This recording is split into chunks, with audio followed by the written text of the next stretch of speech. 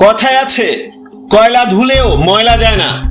দুনিয়া যতই ডিজিটাল হোক, সমাজে কুসংস্কারাচ্ছন্ন লোকগুলো নিজেকে শোধরাতে পারছে না কিছুতেই। তার একটি দগদগে জ্বলন্ত দৃষ্টান্ত উঠে এলো দক্ষিণ জেলার ঋষ্যমুখ ব্লকের রতনপুর এডিসি ভিলেজের শিবপুর ধনচন্দ্রপাড়া থেকে।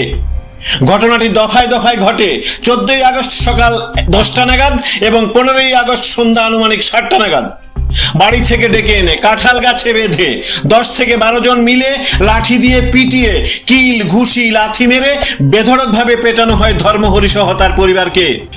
শুধুমাত্র তান্ত্রিকতার অপবাদ দিয়ে ওই এলাকার কিছু কুসংস্কারাচ্ছন্ন উগ্র এলাকাবাসী ধর্মহরি ত্রিপুরা সহ তার স্ত্রী ও ছোট্ট শিশুকন্যার সাথে করে এই অকথ্য অত্যাচার।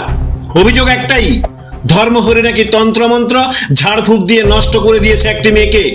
এখন ঠিক করে দিতে হবে সেই মেয়েকে, নয়তো নির্দিষ্ট সময়ের মধ্যে এলাকা ছেড়ে চলে যাওয়ার হুলিয়া জারি করা হয়েছে গোটা পরিবারকে। সবশেষে খুনের হুমকিও দেওয়া হয়েছে ধর্মহরিকে, এমনটাই অভিযোগ জানান ধর্মহরি সহ গোটা আক্রান্ত পরিবার।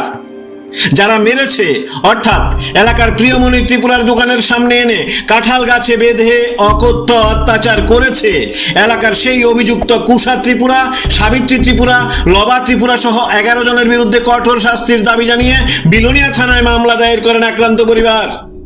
এখানে উল্লেখ্য, অকথ্য অত্যাচারের পর প্রাণ রক্ষার তাগিদে অন্য একটি বাড়িতে লুকিয়ে রাত কাটাতে হয় গোটা আহত পরিবারকে।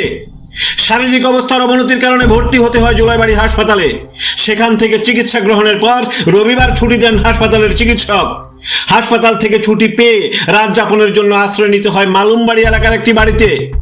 পরিবার সহ নিজ এলাকা থেকে বের না হলে প্রাণে মেরে ফেলার হুমকি দেওয়ায় নিজেদের প্রাণ রক্ষার আকুতি জানায় বিলোনিয়া থানার পুলিশকে।